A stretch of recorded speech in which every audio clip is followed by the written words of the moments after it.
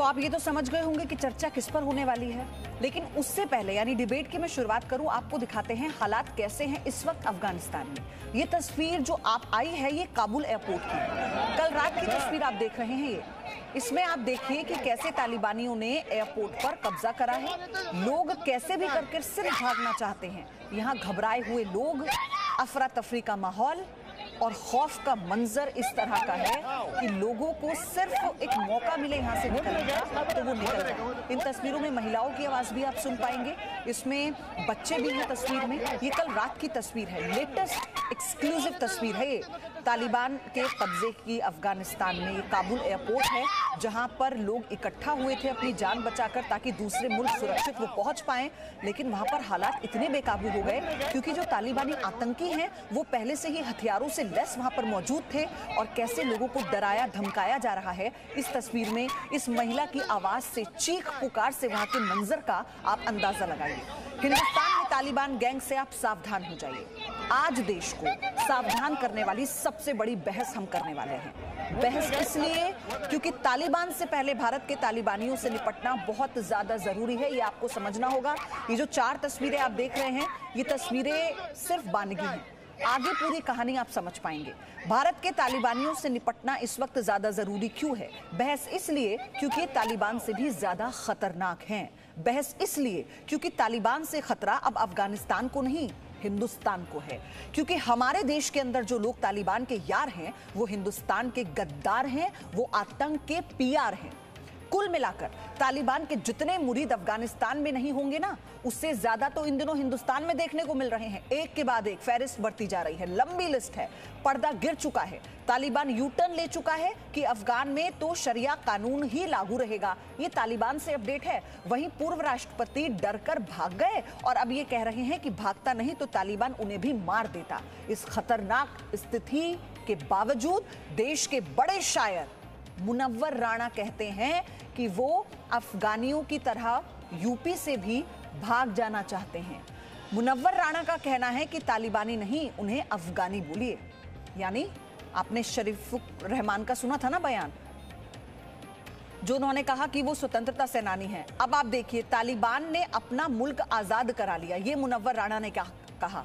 उनकी एक बात हम बता रहे हैं, जी न्यूज से बातचीत में कहा है उन्होंने, तालिबानी नहीं, उन्हें तो अफगानी कहिए क्योंकि अपना मुल्क आजाद करा रहे हैं। अफगान में एक नई हुकूमत बन रही है, ये मुनव्वर राणा ने कहा। अब जरा सुनिए भी आप उन्होंने क्या कहा था। तालिबान क्यों कह रहे हैं आप? उनको अफगानी कहिए, हैं तो अफगानी ही वो भी।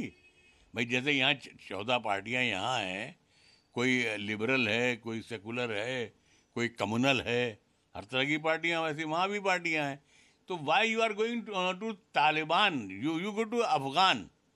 तो अफगानिस्तान की तारीख ये है, अगर आप इतिहास के पन्ने पलटेंगे तो तकरीबन 1100 बरस से वो हिंदुस्तान के दोस्त रहे हैं। हिंदुस्तान को उन्होंने कभी कोई नुकसान नहीं पहुंचाया और हमेशा हिंदुस्तान को इज्जत की निगाह से देखा। अफगानियों को कभी किसी तरह की मदद की ज़रूरत हुई तो उन्होंने हिंदुस्तान से ही मांगा। नहीं देखिए, लोग भाग रहे हैं लेकिन किसी को नुकसान तो नहीं पहुंचा रहे हैं वो लोग ना। भाई कहीं से भी भाग सकता है आदमी। माफ़ कर दीजिएगा, मैं बहुत मजबूरी में कह रहा हूँ कि उत्तर प्रदेश के जो हालात हैं, इसमें यहाँ से भाग जाने को नहीं चाहता है। अब जरा देखिए, तालिबान के जो ब्रांड एम्बेसडर हैं, जिसका जिक्र मैंने शुरू में आपसे किया था, अब मैं आपको बताती हूँ वो कौन कौन है और क्यों हमने ये कहा कि इनसे अब ज्यादा हिंदुस्तान को खतरा है। ये लिस्ट बढ़ती ही जा रही है। ये 3 तस्वीरें आप देखिए। शुरुआत हुई थी शफीकुर रहमान बर्ग से और फिर बढ़ते बढ़ते अल्लाह तालिबान के साथ है, तालिबानी आजादी के सिपाही है, यानी स्वतंत्रता सेनानी से उनका कंपैरिजन किया गया। यूपी से भाग जाने का मन करता है। मुनव्वर राणा ये कह रहे हैं, जो इतने सालों से उत्तर प्रदेश में रहे, वहां पर नाम कमाया, दुनिया में नाम कमाया जिस प्रदेश में रहकर, और अब कहते हैं कि यूपी से भाग जाने का मन करता है। तालिबान को कोई गुरूर घमंड नहीं है। अफगानिस्तान पर कब्जा तो आजादी है, तालिबान ने मुल्क आजाद कराया। जरा इनके बोल सुनते जाइए, समझते जाइए। अब आप, ईमान यकीन से जीता तालिबान, तख्ता पलट जायज है। तालिबान नहीं कहिए, अफगानी कहिए। तालिबान को चौगनी तरक्की मिले, अल्लाह करे, इनके ये बोल हैं। तरक्की के लिए तालिबान अच्छा है, तालिबान से भारत को नुकसान नहीं होगा। तो ये तालिबान के प्रवक्ता भी हैं, उनका पीआर भी संभाल रखा है इन्होंने।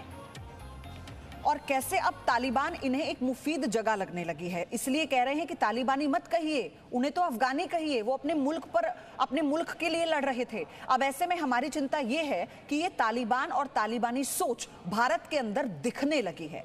इसलिए आज हम बहस करेंगे हिंदुस्तान में पल रही तालिबान गैंग पर और बताएंगे कि इस जिहादी सोच वाले वायरस के तालिबान के कितने इंडियन वेरिएंट हैं और इसके सवाल क्या हैं, ध्यान से सुनिएगा। सवाल यह है कि तालिबान के कितने इंडियन वेरिएंट हैं। सवाल यह है कि तालिबान का दरबारी शायर मुनव्वर राणा बन चुके हैं क्या? जुबा पर हिंदुस्तान, दिल में तालिबान, ये कैसे भाई? हिंदुस्तान में तालिबान गैंग से आप सावधान हो जाइए। मुनव्वर राणा का तालिबानी मुशायरा अब सुनने को मिल रहा है। मेरे साथ राजीव जेटली बीजेपी का पक्ष रखने के लिए जुड़ चुके हैं। मेरे साथ जीनत शौकत अली इस्लामिक स्कॉलर हैं। मेरे साथ अतीकुर रहमान है इस्लामिक स्कॉलर। और मेरे साथ अवनीजेश अवस्थी आरएसएस विचारक। सभी लोग जुड़ चुके हैं। वेरी गुड मॉर्निंग, आप सभी का स्वागत है। राजीव जेटली, शुरुआत आप ही से कर रही हूं मैं। कैसे निपटेंगे? अभी तो जुम्मा 4 दिन हुए हैं, तालिबान को ये ऐलान किए कि अफगानिस्तान पर उसका कब्जा हो गया है। वो कैसे अपने नए मुल्क के लिए क्या करने वाला है?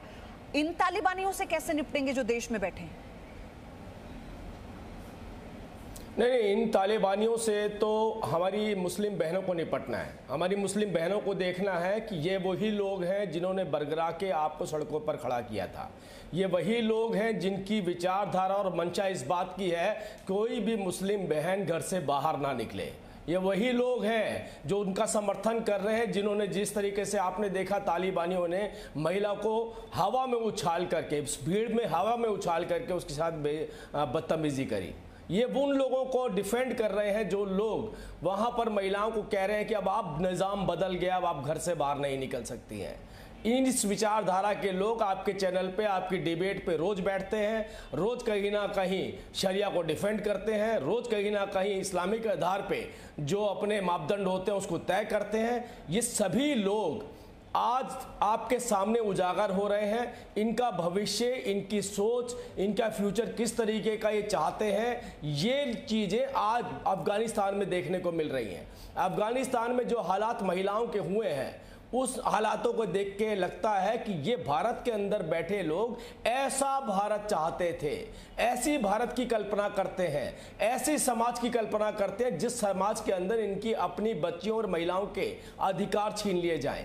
क्योंकि अगर ये कहीं ना कहीं, मैं तालिबान और अफगानिस्तान में नहीं जा रहा हूं, लेकिन कहीं ना कहीं अगर ये उस बात को डिफेंड कर रहे हैं या उसका बचाव कर रहे हैं, तो ये उनका बचाव नहीं कर रहे, ये मेरे देश की, भारत की मुस्लिम बहनों का अधिकार छीनने की लड़ाई लड़ रहे हैं। तो आप जो लड़ाई लड़नी है हमने नहीं, हमारी मुस्लिम बहनों ने, हमारी महिलाओं ने लड़नी है इनके साथ। क्या आप भी तालिबानी ना कहकर अफगानी कहेंगे? जी पयोदी, शुक्रिया कि आपने मुझे बोलने का मौका दिया।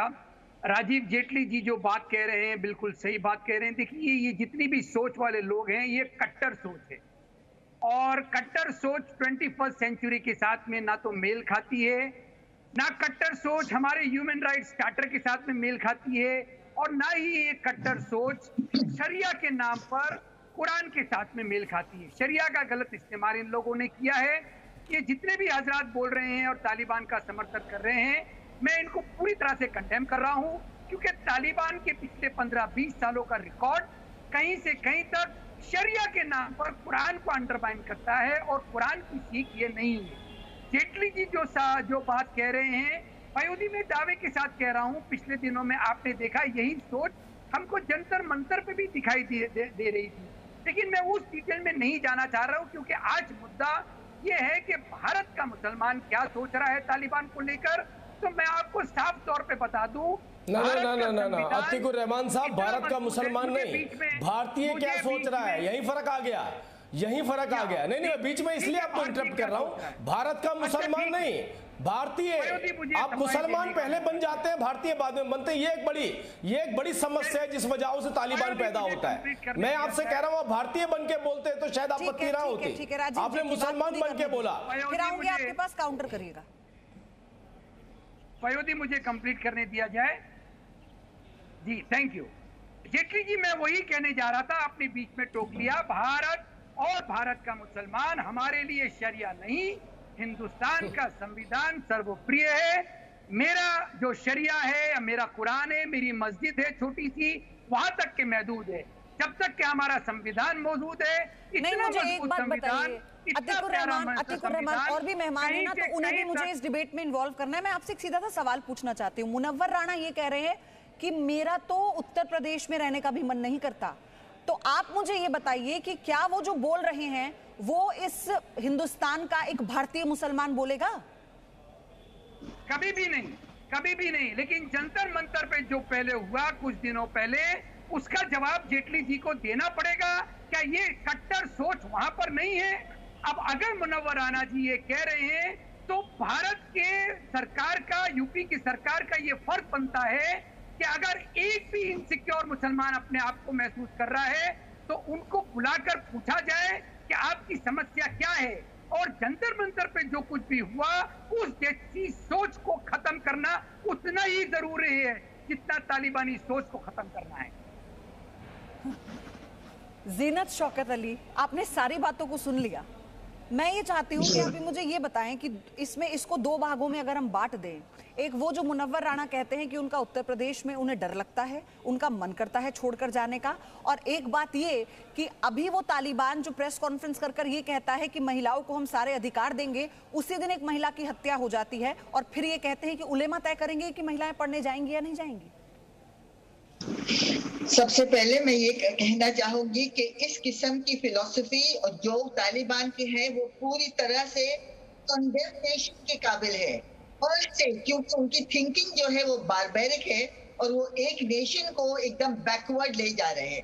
उनका इंडिया से कंपैरिजन क्या करें आप, या इंडिया के लोगों से कंपैरिजन। यहाँ हम फ्री हैं, हम कुछ भी होता है तो हम जाके कह सकते हैं कि भाई फलाना है। वहां तो चाकू छुरी लेके खत्म ही कर देते हैं, लड़कियों को मार दिया जाता है।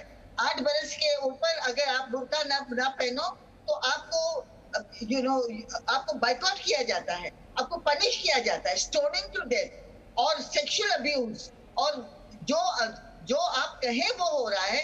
मैं तो उसको कहती हूँ कि this is a gender apartheid. उन्होंने जो इंट्रोड्यूस किया है वो एक जेंडर अपार्थाइड है, और वो जेंडर अपार्थाइड जो है वो बिल्कुल खत्म होना चाहिए।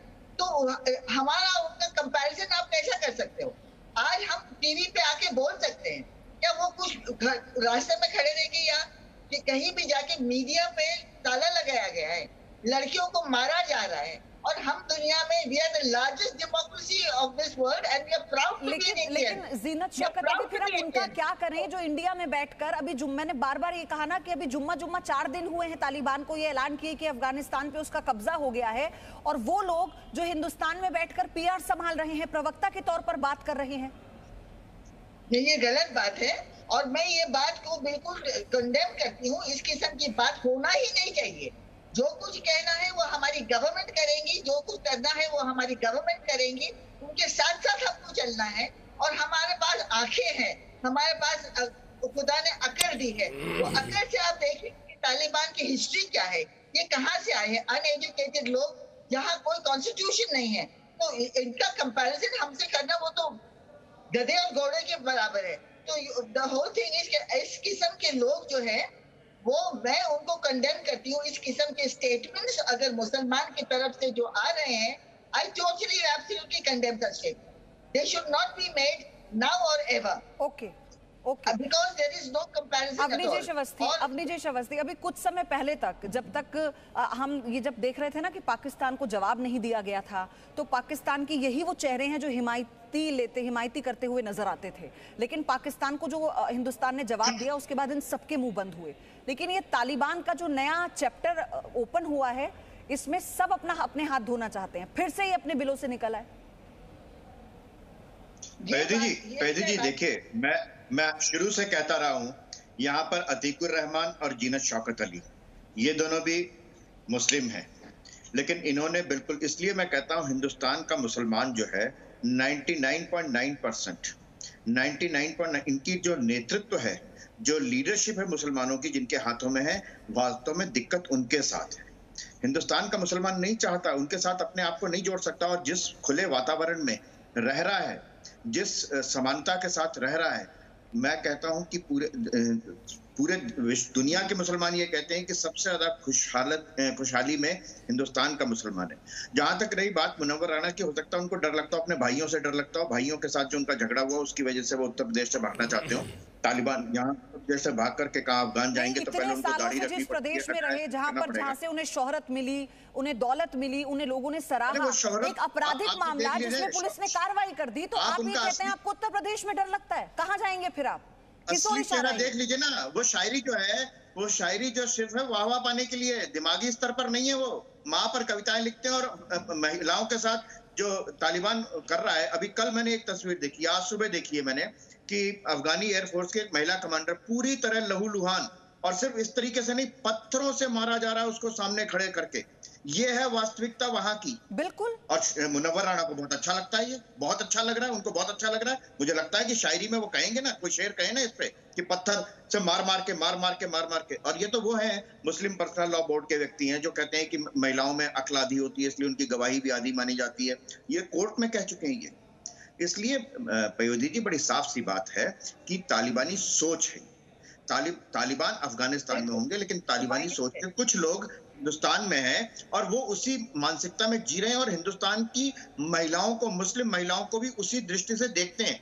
ये राजीव जेटली ने बिल्कुल सही कहा कि जीनत शौकत अली जैसे, अतीकुर रहमान जैसे लोग अगर इनके खिलाफ उठ खड़े होंगे तो शायद ऐसी आवाजें फिर दोबारा सुनने को नहीं मिलेंगी। इसलिए मैं एक सवाल अतीकुर रहमान से स्विच करना चाहती हूँ, जो आपने कहा ना उसी से जोड़कर।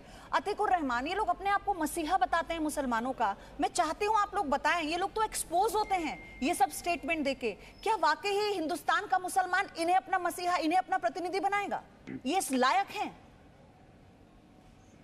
नहीं पयोधी, देखिए अवनीश जी भी सही कह रहे हैं कि जो एक्सेप्टेबिलिटी फैक्टर है इन लीडर्स का, चाहे वो all India Muslim personal law board हो या समाजवादी पार्टी के लीडर हो, मुनव्वर राणा साहब का जो एक्सेप्टेबिलिटी फैक्टर है वो सिर्फ उनके कुछ चाहने वाले जो उनकी शायरी को पसंद करते हैं, मैं भी उनकी शायरी को पसंद करता हूँ, इसका ये मतलब तो नहीं होता है कि वो अगर शरिया के नाम पर कुरान को अंडरमाइन करके तालिबान को सपोर्ट करेंगे तो मैं करने लगूंगा।